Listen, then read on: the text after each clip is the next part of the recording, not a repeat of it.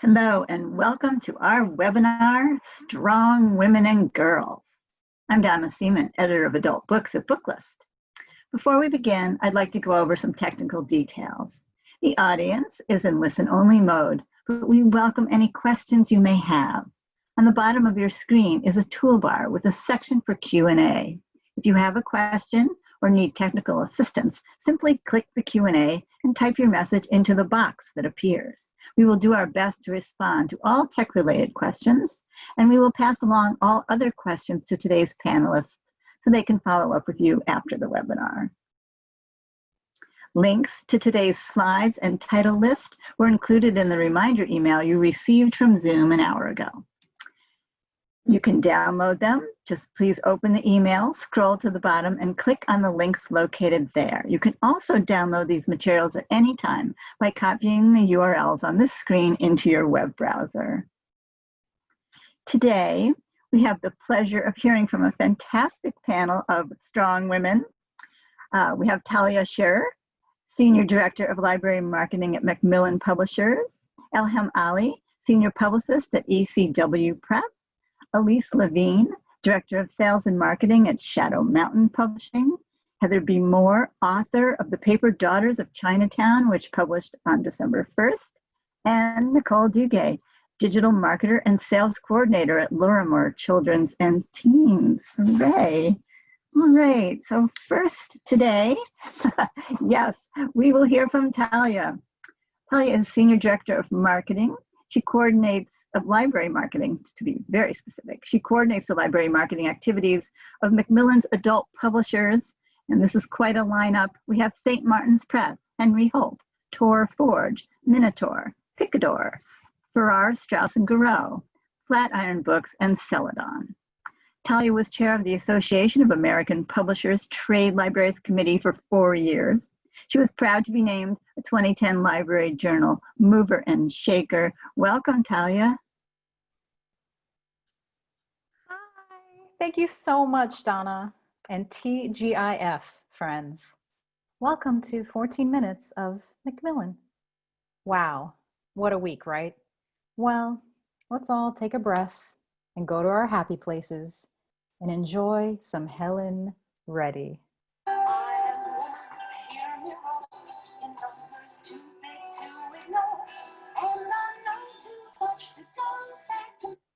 Here are all the various ways you can get in touch with us. We love hearing from you.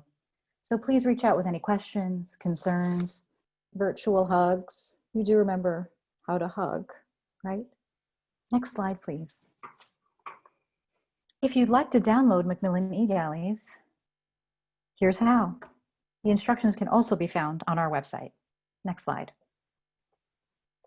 And for those of you who participate in library reads, thank you. And you.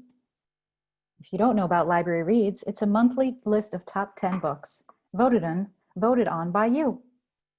You can find more information about Library Reads and how to participate on our website. Next slide, please. Guys, fall is gonna be fabulous. Dang it. Look at all these events we have planned just for you. Join the MacLib team as we chat with Patrice Concullers, co-founder of the Black Lives Matter Global Network and co-author of the New York Times bestselling When They Call You a Terrorist and When They Call You a Terrorist, the YA edition, on October 6th. Join us for a book buzz like you've never seen before. Adult titles, YA titles, Pictionary, Family Feud, Corgi Butts, charades, complete mayhem. Tune in and find out, featuring special guest Jenny Lawson, author of the mega best-selling Furiously Happy and the forthcoming Broken in the Best Possible Way on October 14th. Join the member publishers of ALMA, the Adult Library Marketers Association, for a live virtual book buzz extravaganza, Wednesday, October 21st. Next slide, please. And of course, we have the weekly virtual happy half hour every Monday, 4 p.m. Eastern Time, where the four of us will talk about our 4 favorite titles. And once a month, we'll have a special guest. Next slide, please. And here are our special guests. Anne Cleves, V.E. Schwab, Linda Castillo. You won't want to miss it. Next slide, please. Before we get to the books, let me tell you about Genre for All. Do you love genre fiction? Are you ready to try something new? Check out Genre for All on the website for exclusive content, giveaways, recommendations, and more, all focused on fantasy, sci-fi, romance, and horror. Next slide, please. We begin at the end by Christopher Whitaker. This is a debut featuring badass 14-year-old Duchess Day Radley. 30 years ago, when Vincent King was a teenager, he was sent to prison. He has served his time and is returning to his hometown. But that hometown is the same place where everything went wrong to begin with. It is where he murdered Duchess Day Radley's aunt. When Duchess looks for answers and revenge, she not only threatens her own family, but everyone close to her. For readers of Snow Falling on Cedars and Cold Mountain. Next slide, please. Outlawed by Anna North. This is a gutsy, queer, Western dystopia novel starring a champion of women's autonomy and reproductive choice. Yeah, girl! Reminiscent of both The Handmaid's Tale and Upright Women Wanted, Outlawed follows a posse of women living against the grain of society, a society that values fertility above all else. Filled with brave women and non-gender conforming characters, you'll find yourself hooting and hollering for them to triumph over their patriarchal counterparts. This is the Wild West, like it's never been done before. Next slide, please. One Got Away by S.A. Lelchuk stars badass motorcycle riding bookseller and PI Nikki Griffith, who splits her time between her cozy bookstore and the PI business upstairs. The wealthy heir to a San Francisco fortune asks for help with his elderly mother who is being swindled by a handsome con man. Next slide, please. Remote Control by Nede Okorafor. An object tumbled from the sky and gave itself to Fatima, who promptly forgot her name and became the daughter of death. Hello. Now she searches for that object as she walks the earth as Sankofa, avoided because her touch kills, and accompanied only by a friendly fox. Remote Control is Afrofuturism and full of female empowerment. Next slide, please. When They Call You a Terrorist, the Young Adult Edition, a story of Black Lives Matter and the Power to Change the World by Patrice Khan-Cullors and Asha Bendele. This is an incredibly important and timely book that is both a call to action as well as a gripping and powerful memoir with journal entries, handwritten notes, and photos from one of the founders of the Black Lives Matter movement. Patrice herself is an ordained minister, a Fulbright scholar, an artist, an organizer, an activist, and a freedom fighter. Patrice was also named an NAACP history maker, and the LA Times called her a civil rights leader for the 21st century. Kirkus Reviews called it a gripping, much-needed memoir about a Black woman, a movement, and people fighting for freedom denied. Next slide, please. Lorraine Hansberry, The Life Behind a Raisin in the Sun by Charles J. Shields. Hansberry was the first Black woman to have a play performed on Broadway and the first Black and youngest American playwright to win a New York Critics Circle Award. Yet so much of her life was unknown until now. Her fight for peace and nuclear disarmament, the reason why she embraced communism during the Cold War, the comfort she found in James Baldwin shone through their never-before-seen correspondence. Next slide, please. Broken in the Best Possible Way by Jenny Lawson. Broken explores Jenny's experimental journey to treat her depression via transcranial magnetic stimulation. She essentially sat under a magnetic ray every day for 6 months as it beat her head for 30 minutes, but it's quite effective in treating depression. She retells this adventure with trademark humor and honesty, and of course with her long-suffering husband Victor by her side. This is Mental Illness and Joy. Next slide, please. The Three Mothers, How the Mothers of Martin Luther King Jr., Malcolm X, and James Baldwin Shaped a Nation. This is a celebration of the lives of the three great women who raised MLK Jr., Malcolm X, and James Baldwin. Much has been written about their sons, but this is the first time we get a glimpse into the lives of these women who helped shape the most prominent civil rights activists of their time. Next slide, please. Finding Freedom, A Cook Story, Remaking a Life from Scratch by Erin French. This is a memoir for foodies and sisters, mothers, daughters. It's about addiction, love, and the pursuit of happiness. Erin was a single mom. She was a huge success story. She had the most amazing grit, but she was addicted to pills and booze, lost custody of her child, and married Mr. Wrong. Her restaurant, The Lost Kitchen, is in Freedom, Maine. Next slide, please. When Harry Met Minnie, A True Story of Love and Friendship by Martha Teichner. This is a magical tale of dogs, friendship, and community by a longtime CBS News reporter. What begins as a transaction involving a dog evolves into an unforgettable story of two remarkable women with a shared love of bull terriers. It all begins one summer morning at the Union Square Farmers Market. As is her habit, Martha Teichner goes early to the market with her beloved bull terrier, Minnie. By sheer happenstance, she bumps into an acquaintance who notices that her other dog, Goose, isn't with her, learning that Goose recently died. This acquaintance surprises Martha by telling her that he has a close friend dying of cancer caused by 9/11 toxins, and the most important thing she needs to do before she dies is to find a loving home for her bull terrier, Harry. And then he pops a question. Would Martha consider adopting Harry? Well, maybe. Next slide, please. Oh, oops. How did that get in there? That slide. Yep, these are all of our dogs for your enjoyment. Austin, Mac, Kugel, Callie, and Dory. Next slide, please. Stories from Suffragette City. Stories of a Fine and Proper Nuisance by M.J. Rose and Fiona Davis, editors. 2020 is the 100th anniversary of women's right to vote. This is a collection of short stories from best-selling writers, all written about the same day, October 23rd, 1915, a day when over 1 million women marched for the right to vote in New York City. The short stories come from leading voices in historical fiction, including our very own Kristen Hanna. Next slide, please. All Girls by Emily Layden is a debut that is part Emma Klein's The Girls, part Curtis Sittenfeld's Prep, and with a twist of My Dark Vanessa, set at a fictional all-girls boarding school in Connecticut that is known for developing progressive thinking and empowered women, but the students are confronted by startling news. An alum has made an accusation of sexual misconduct against an unidentified teacher and is suing the school for their treatment of her in the aftermath of her accusation. What happens when a school is known for liberal values and educating women falls short of its promise? Who are the students supposed to trust when the adults in charge have chosen to protect a male teacher instead of them? And how is the school supposed to respond when the girls protest? Next slide, please. 1, 2, 3 by Lori Frankel is about a set of triplet 16-year-old sisters. Sister number 1, nothing special, run-of-the-mill kiddo. Sister number 2, the town's default librarian. Sister number 3, can't talk, but smartest of them all. The sisters live in a town where 17 years ago, a chemical company came and dumped a bunch of chemicals. Oh, and P.S., their mom is like Erin Brockovich. The chemical company's founder's grandson joins the girls' school, and the chemical company wants to reopen their plant. Ruh-roh. Next slide, please. Of Women in Salt by Gabriela Garcia is an Own Voices debut novel that we bought in a 10-publisher auction. It is homecoming, but set in the Cuban and broader Latinx diaspora. This is the story of mothers and daughters that begins in 19th century cigar factory and continues on to present day Miami.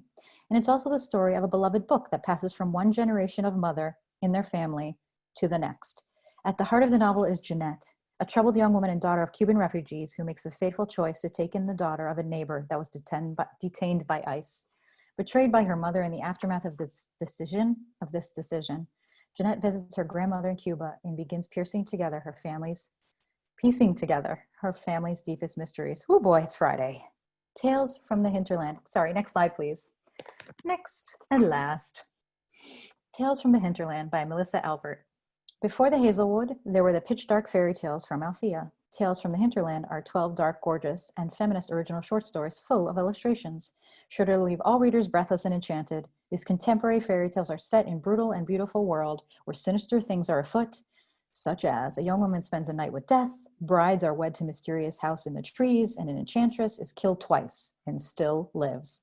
These tales can be read as a prequel to the Hazelwood, but you don't need to have read any of the previous novels to experience their magic.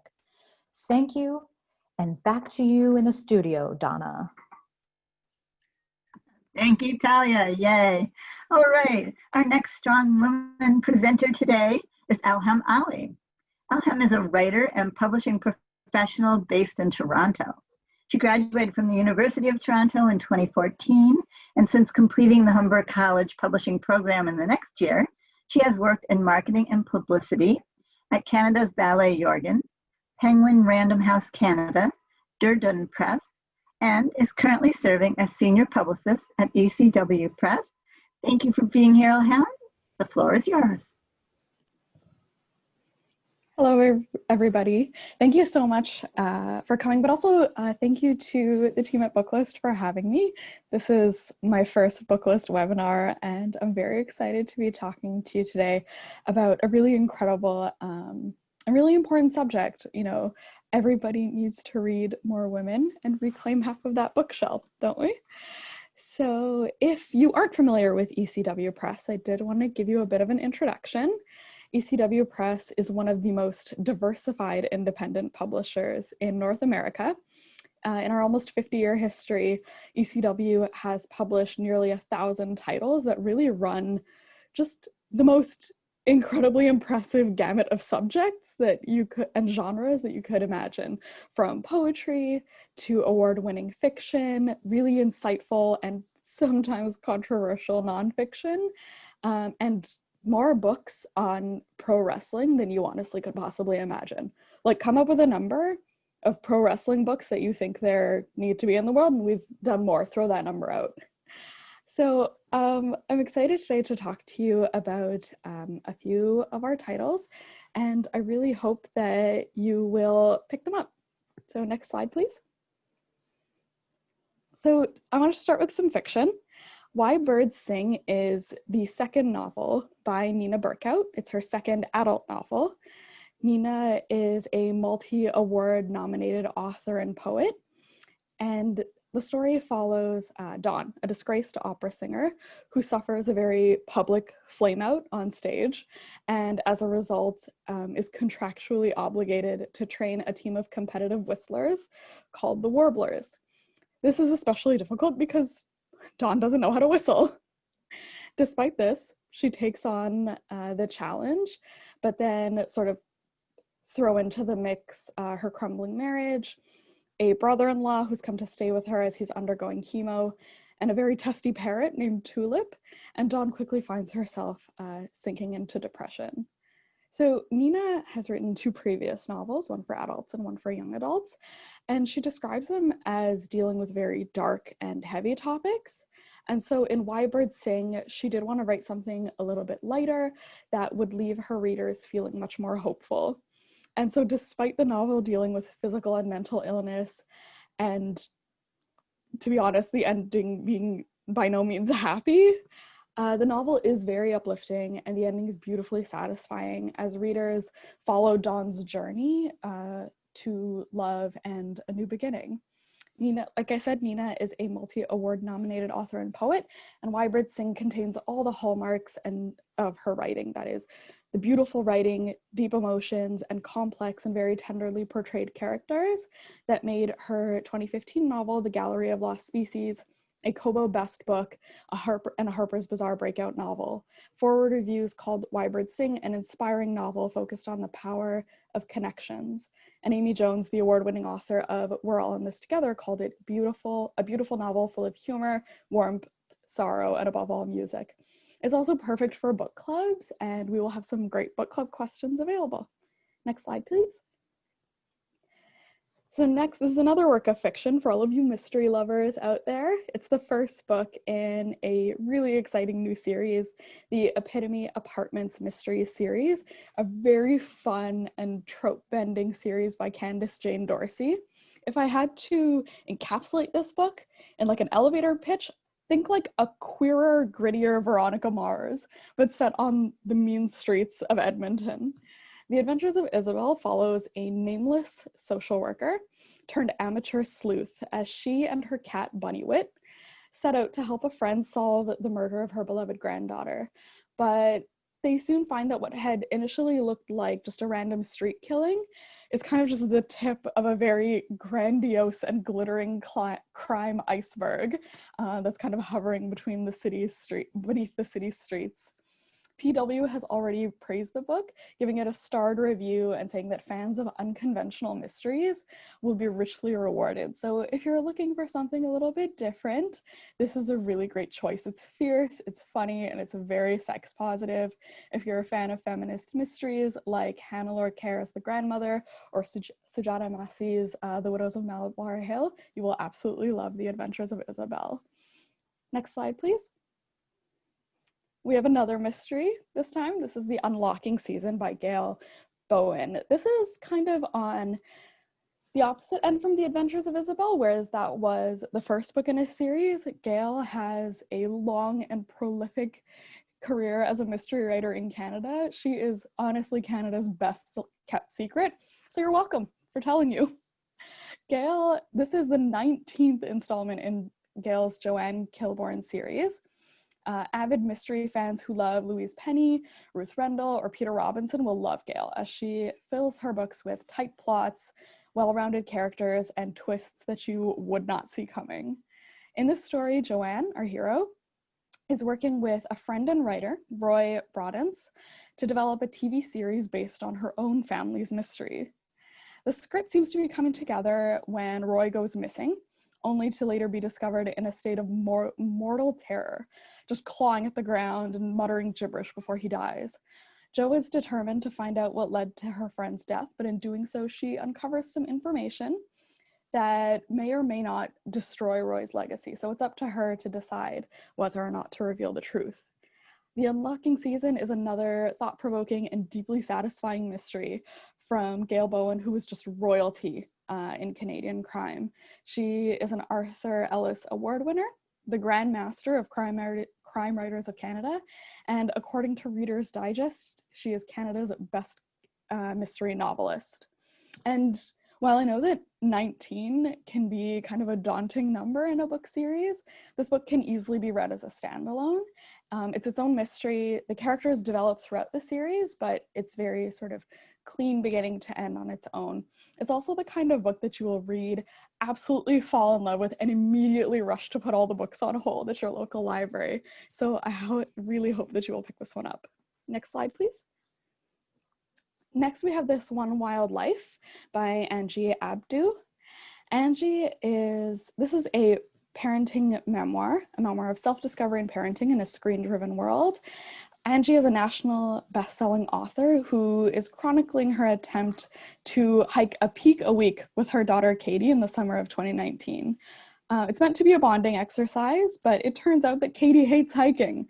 And so what follows is a hilarious and poignant and deeply felt exploration of parenting and personal growth for both mother and daughter.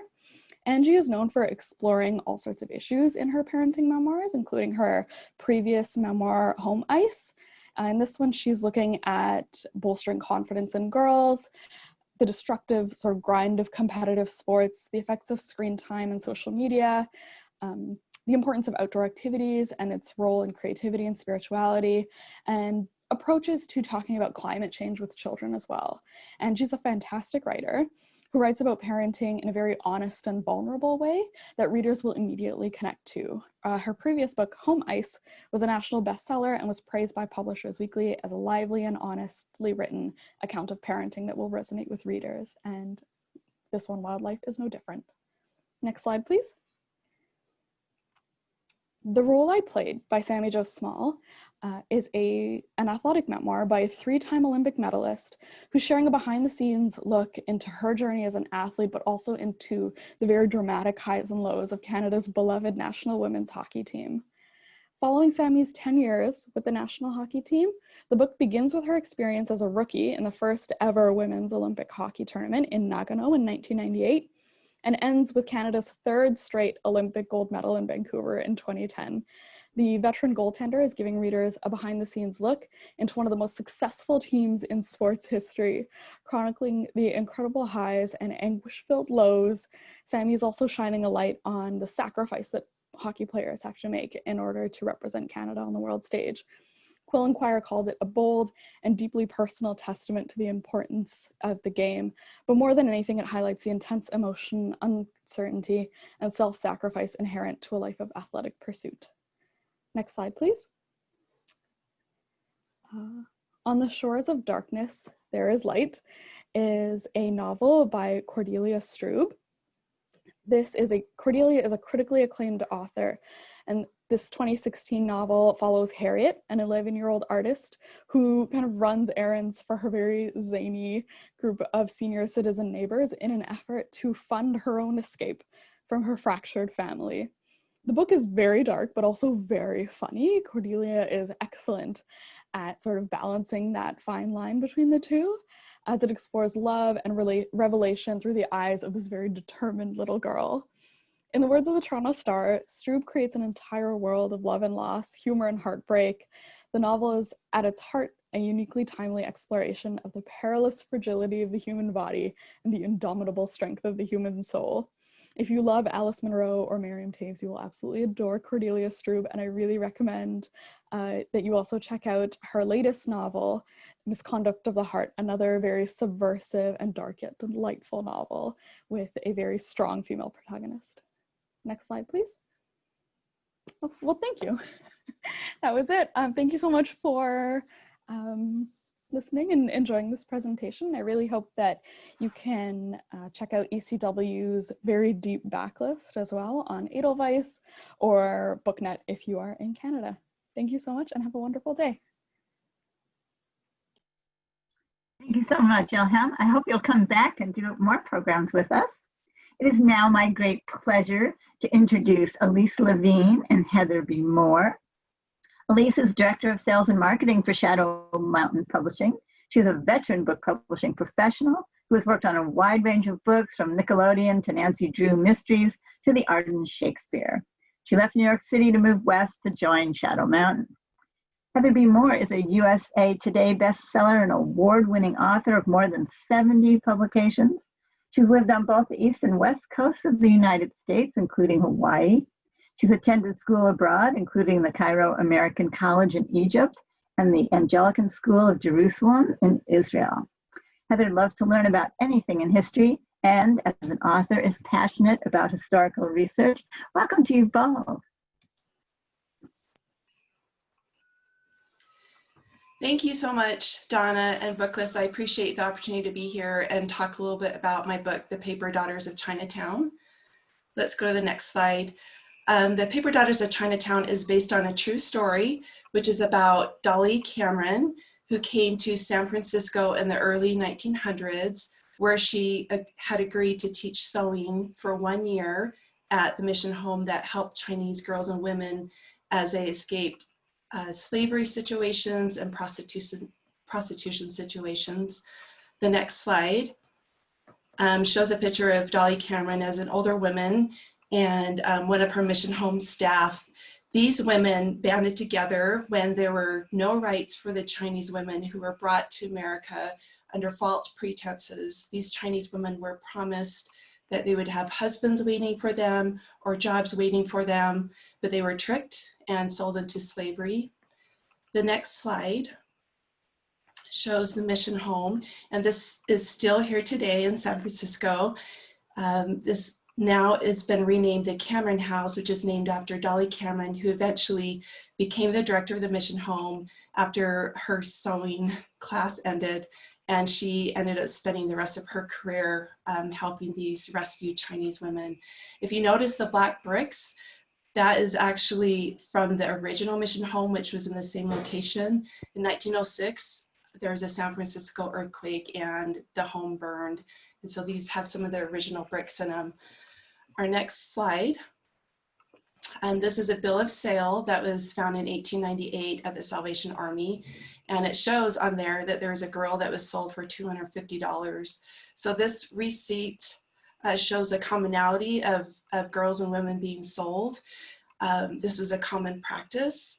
There's no child protective services back then, and because of the Chinese Exclusion Act that was voted on by Congress in 1882, any Chinese that came to America, they had no rights and no legal rights if they went to court either. Our next slide shows a rescue in one of the alleys. It was a bit of the wild, wild west in the early 1900s. And Dolly Cameron is in the bottom left corner with her Chinese interpreter, Ah Chen, and two of the the Chinatown squad from the police force. And they would literally go into these alleys that had brothels in them, and they would break into doors and windows and rescue the girls that had sent them messages for help. Our next slide. This is a picture of the Chinatown squad, and as you can see, they're literally carrying sledgehammers and axes. They would go and they would, anytime Dolly Cameron or someone from the mission home would call and ask for help, they would accompany them through the dark streets, and they would knock on doors, and if the doors weren't answered, they would break down the doors. One thing that's interesting is these Chinese women would send a torn piece of cloth, usually red, and so this would arrive at the mission home with a note, and then the mission home ladies, they would take that cloth with them to make sure they were finding the right girl to help. Our next slide. This is Tian Fu Wu, and she is part of the story as a sub-character. She was about 10 years old when Dolly arrived at the mission home to teach her sewing class. And Tian Fu Wu, she did not like Dolly at first. She was very distrustful of any adults or anyone in authority. She had been abused and mistreated for years by a Chinese master. And she eventually grew really close to Dolly, and she ended up becoming one of the interpreters at the mission home. And she went back east to Pennsylvania and did 4 years of college, and then she returned to the mission home, where she continued to work as Dolly's right-hand aide. And she was a fierce fighter for women's rights and Chinese women's rights, especially. And in fact, when Dolly passed away, she was nearly 99. Tian was still at her side, and she was in the hospital with her when she passed away. And that is about my book, and I am grateful for the opportunity to share about these women who fought against a system that was cruel and had tricked these Chinese women into coming to America. And the wonderful,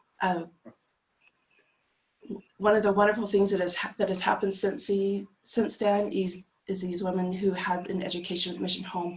They went on to college and they went on to live full lives despite a lot of the trials they went through. Thank you very much. Okay, next slide. I'm going to start with Strong Girls with the book Stella. It's told from the point of view of a beagle who works in law enforcement. And one day when she's out on a very routine call, she gets distracted for just a moment, and she misses the scent of an explosive which detonates, taking the life of her handler. Stella experiences tremendous anxiety, and she blames herself. She thinks, surely she is a bad dog. A dog training expert agrees to foster her, and although she's sad, Stella is fond of the trainer's daughter, Chloe, who has epilepsy. And as they spend time together, Stella realizes that she can smell a chemical surge in Chloe just before she has a seizure and warn her. And in this way, Stella finds a new purpose for her life of service. Next slide. Real is the story of a girl with non-speaking autism who has to overcome the social and learning challenges of public school from parents and kids who do not understand autism, and they want her sent away to a special education school. Real shows specifics of how someone with autism experiences the world differently. As her classmates spend more time with her, better understanding leads to greater acceptance and even friendship. Real is based on the true story of one of the co-authors, Peyton Goddard.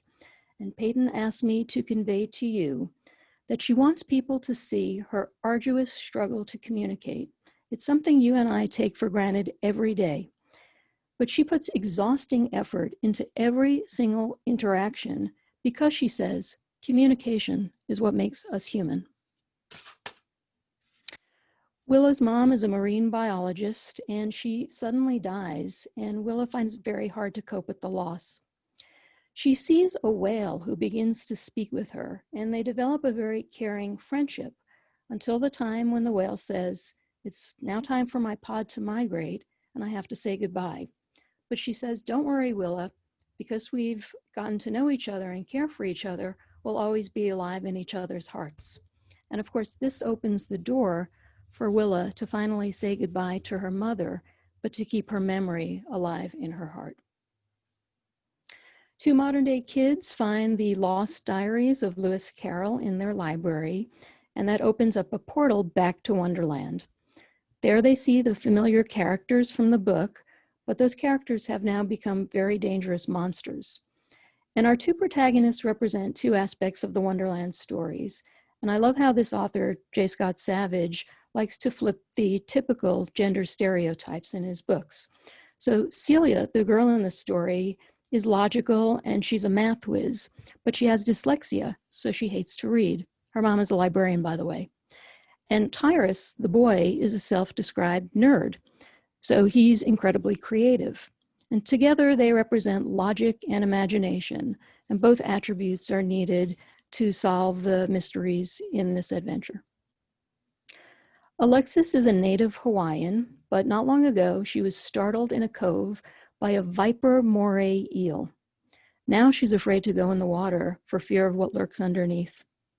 Her grumpy neighbor, Uncle Tanaka, is a marine biologist, and he introduces her to a deformed sea turtle who he's trying to nurture back to health. So of course she's at first scared of him, but Tanaka says, don't be scared, sea turtles are very gentle, and they're also ancient symbols of wisdom and good luck. They bond as they collect marine specimens, and she begins to see the ocean through Tanaka's eyes. One day, Tanaka has a medical emergency in his boat, and Alexis has to overcome her fear of the water and be strong like the sea to go to the boat and get him the medical attention he needs. This title features a multicultural cast of Pacific Islanders. I've reactivated many of our backlist titles in our empathy building catalog on Edelweiss in case you want to go and request them for EARCs. Ming doesn't quite feel like she belongs in her American culture or her Chinese culture back at home, but she has two wishes. She longs to sing in the school Christmas choir, but every year her teacher tells her no, and it's pretty much understood it's because she's Chinese. And she also wants a big, sparkly Christmas tree, like the one she sees in the department store window. But Mama won't hear of it. She's traditional Chinese, and she will not have that in her home. So Pop takes her to see an old family friend whose house is filled with beautiful symbols of Chinese culture. He then takes her to a small altar at the base of a sequoia, where it was created by Chinese miners centuries ago. And I want to quote from the bottom right illustration. This is Pop speaking to Ming. It says, when I was 14 when I came from China, I worked with my father in San Francisco. When there was trouble, he brought me to this mountain. Here, he said, we are not foreigners. Here we are men, small part of nature's greatness. And Ming finally realizes that all cultures have cherished symbols worth celebrating. She Stood for Freedom is a book about a white Southern teenager who found herself on the front lines of the civil rights movement, Joan Trumpauer Mulholland. The book is told using this amazing collage art, which really conveys the turmoil of the 1960s. And the middle grade edition at the top also has primary source documents from Joan's own collection. There's also a reader's guide to this book on Edelweiss. Frontier Grid is a collection of mini biographies of women who settled the West. These pioneers faced constant hardship, but managed to thrive. One was a hotel entrepreneur, one was a frontier doctor. Many of them became social activists, and one woman lived her life disguised as a man and became a renowned stagecoach driver. Women of the Blue and Gray is about an era when women had no vote, but the Civil War literally brought the conflict and activism into their front yards. Some of these women dressed as men and became soldiers. Others were charming spies and were able to get unsuspecting men to blab war secrets. There are many, many more fascinating stories about little-known women from the Civil War era. Next slide. My favorite story in Invisible Heroes of World War II is of Nancy Wake, top right photo. She was a New Zealand reporter who found herself in Paris on the eve of the Nazi invasion. She immediately joins the French resistance and finds that she is fantastic as a field operator. She's blowing up Gestapo depots, railways, bridges. She even kills a Nazi with her bare hands when he threatens to pull an alarm during a raid. By the end of the war, she is one of the most decorated women working on the side of the Allied cause. I call her a real-life Wonder Woman of World War II, but nobody knows her name, which I guess is why we're here today. Next slide. New from Cameron Wright, and this is his usual gut punch human drama about an American GI during World War II, stationed in London, and he's working in the very dangerous bomb squad. And he meets a woman who he thinks is from Britain, but she's actually a German Jew who has escaped Berlin, and she's living in London under false papers. And they do what people are supposed to do. They meet and they try and connect, but they have to do so under the heavy wartime burden of facing not only their own mortality, but the mortality of every single person around them. And so this is a timely topic of courage and connection in our pandemic era.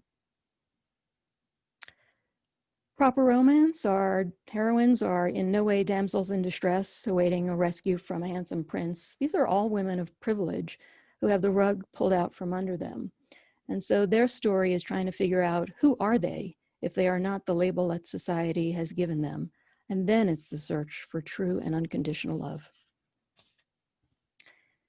Next slide. Julianne Donaldson published our first ever proper romance title about 10 years ago and then published nothing. And in Come Sweet Day, we find out why.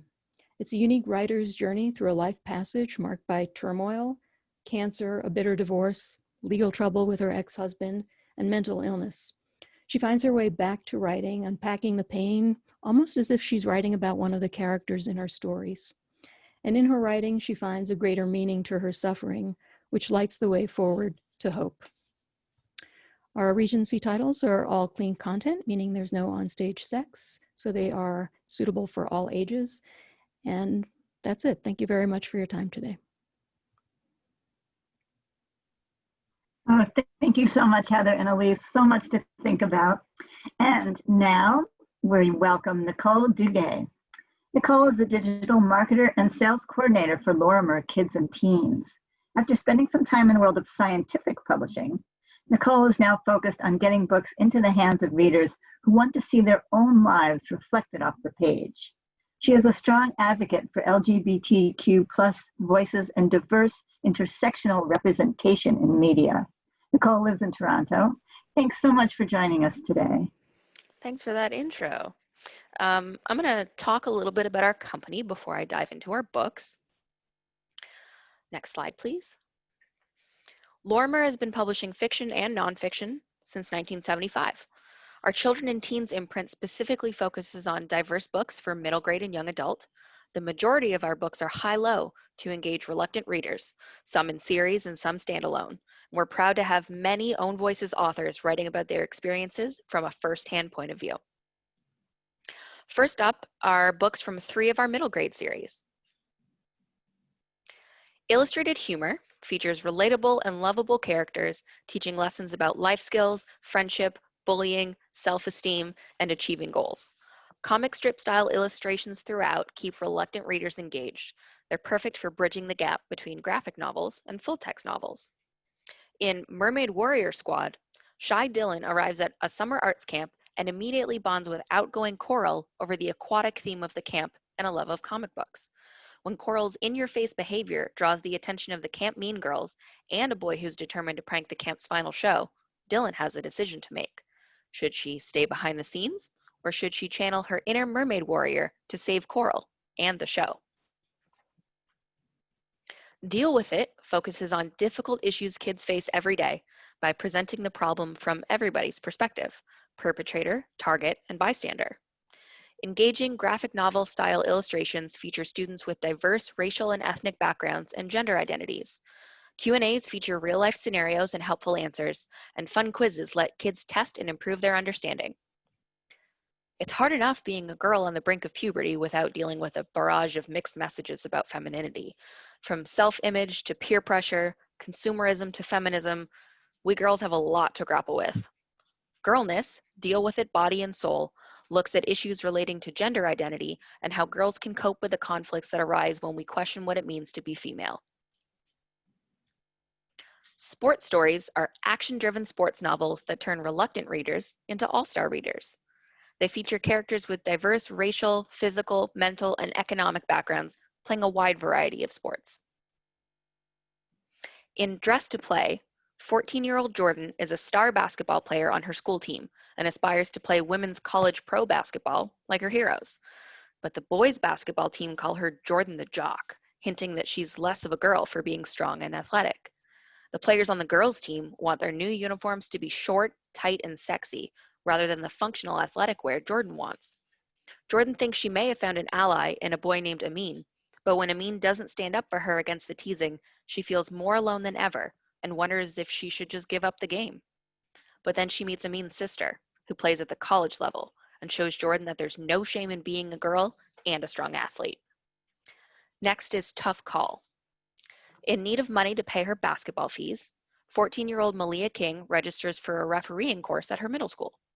Refereeing gives her a whole new perspective on the game and helps her to improve her own play. But things get complicated when Malia is assigned to referee her younger sister Flo's games, especially when she makes a call that leads to a big loss for her school. As people around Malia start pressuring her to favor the team from her own school, she has to choose between calling a fair game or becoming a social outcast. Next are books from 3 of our young adult series. Record books help reluctant readers understand social issues like racism and conflict by telling true stories of sports heroes. They are written with a flair that makes sports icons come alive and are also great for ESL and adult readers. First, we have Queens of the Ice. In 1931, a group of 10 teenage girls from Preston, Ontario, enlisted the help of the top women's sport journalist of the era, and the Preston Rivulets hockey team was born. Within a decade, the team became so good that no other team would dare to play against them. Yet the struggles these young women faced are ones that women can still relate to today, including criticism for aggressive play and fighting, lack of financial and fan support, the right to govern their own sports organizations, and ice time that went to boys and men's teams first. Next is Winning Gold. The 2002 Winter Olympics were hosted by Salt Lake City, Utah. Just 4 years previous, women's hockey had become an official sport in the Olympics at Nagano, Japan. There, the Canadian team had been favored to win the gold. They were the World Championship winners after all. Yet, in a disappointing final game, for us Canadians anyway, Team Canada lost to the USA and ended up with a silver. Heading into the 2002 Winter Games, they were on a losing streak. What would it take for the Canadian team to bring home the gold? Real Love is a collection of high-low YA novels that focus on LGBTQ+ teen relationships. The novels feature diverse teen characters in contemporary settings as they experience love, romance, dating, sex, body image, and more. These contemporary YA romances are from Own Voices authors who write from real-world experience. Charming and Cinders are companion novels that explore 2 perspectives of the same love story, a modern retelling of Cinderella. 17-year-old Char has studied music, but didn't think of it as a future until she posted a video of her singing, and it went viral. So now instead of going to queer youth events or taking part in the Gay Lesbian Alliance, Char spends her time figuring out how to get enough online fame to fuel a singing career. When one of her videos is bombarded with vicious online comments, she's pleased to find an app that offers support and encouragement to people who are being bullied online. 17-year-old Ash has been living with her mother in her mother's boyfriend's house, along with his daughter Mimi and son Noah. When Ash's mother dies, Ash stays so she can attend a high school with a top coding program. But her step-siblings take advantage of Ash's precarious situation, with Mimi posting embarrassing pictures of Ash online and Noah making her do his homework. Ash's only solace is the social media app she has developed to support people who are being bullied online. Using the handles Charming and Cinders, respectively, Char and Ash get to know each other online and become close without ever meeting in person. Cinders inspires Charming to reconsider her obsession with having the ideal online presence and concentrate who she really is. And Charming helps Cinders see her own strength in not letting her situation cause her to be bitter, but instead using it to reach out to help others. When the girls find out they actually go to the same school, Char must find a way to show Ash how much she means to her. Side Streets are edgy, fast-paced novels that combine real-world themes and believable characters to make for short, heart-stopping books. Themes include crime, family and social class, substance abuse, relationships and sexuality, risk-taking, and mental health. In Ride or Die, 15-year-old Kanika falls for Danny, an older guy she's always had a crush on. She becomes his ride or die chick. Soon after establishing that she will do anything for him, Danny sells her into the sex trade. Kanika is drugged and taken to Toronto, where she finds her friend has also been a victim of the sex trafficking plot. With the help of an older sex worker, Kanika manages to survive and escape the people abusing her. Based on true events, Ride or Die tells the story of how a young Black girl from a small town is lured into the sex trade by an older boy. Next is Saving Grad. Vienna, a mixed-race teen, and her mother experience racism and domestic violence while living with her stepfather. They try to escape the situation by moving to a big city where they begin to start new lives. But staying under the radar is tough, and when her stepfather shows up threatening her at her new high school's grad party, Vienna has to find a way to keep herself, her mother, and her friends out of harm's way. Saving Grad illustrates the very real circumstances women and children victims of domestic abuse face, and one family's struggle to escape a violent situation. Next, we have 2 standalone novels for you written by Own Voices authors. This is Powwow Summer. Part Ojibwe and part white, River lives with her white mom and stepfather on a farm. Teased about her Indigenous heritage as a young girl, she feels like she doesn't belong and struggles with her identity. Now 18 and just finished high school, River travels to spend the summer with her Indigenous father and grandmother, where she sees firsthand what it means to be an urban Indian. On her family's nearby reserve, she learns more than she expects about the lives of Indigenous people, including the presence of Indigenous gangs and the multi-generational effects of the residential school system. Next up is The Missing. After a girl she knows from school goes missing and is found dead in the Red River, Feather is shocked when the police write it off as a suicide. Then Feather's best friend Mia vanishes, and authorities won't investigate her disappearance either. Everyone knows that Native girls are disappearing and being killed, but no one is connecting the dots. When Feather's brother is arrested under suspicion of Mia's abduction, Feather knows she has to clear his name. Last but not least, we have 2 graphic novels. If I Go Missing was originally a letter written by then 14-year-old Brianna Johnny to her city's chief of police about the ongoing epidemic of missing and murdered Indigenous women and girls. In her letter, Brianna calls out the authorities for neglecting to immediately investigate missing Indigenous people and urges them not to treat her as the Indigenous person she is proud to be if she were reported missing.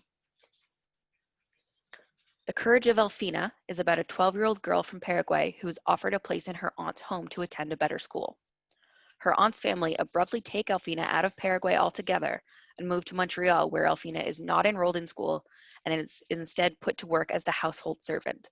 The story chronicles her struggle to work up the courage to tell somebody about her situation and get back home to her real family.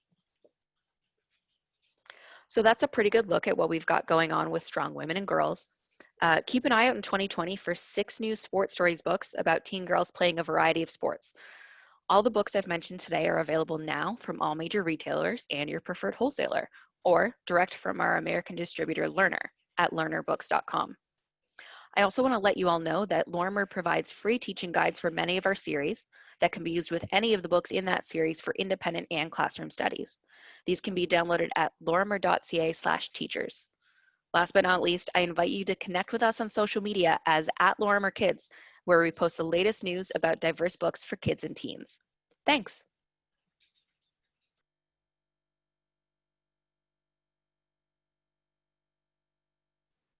Thank you so much, Nicole. That was wonderful. And this was such a beautifully curated webinar, I just have to say. I hope everyone enjoyed it. I want to thank all our presenters today, Talia, Elham, Elise, Heather, and Nicole. Tomorrow, you will all receive an email containing links to today's slide presentation, title list, certificate of completion, and video recording. For more about Booklist webinars, be sure to visit us at booklistonline.com/webinars, where you can view archives of past webinars and register for upcoming webinars like those you see here. If you haven't already, please be sure to check out the Booklist Reader, where Booklist contributors post daily about all things books and library land. Not yet a subscriber, please join us. You can pair the page-by-page reading experience of print with the convenience of online access at booklistonline.com. You'll lock in print, online, digital, and archive access by taking advantage of this special webinar offer to get all that, Booklist and book links, for only $75. Thank you again for joining us for today's very special webinar. One more thank you to our sponsors, Macmillan Publishers, ECW Press, Shadow Mountain Publishing, and Lorimer Children and Teens. This concludes today's webinar. I'll see you next time. Stay well, everyone.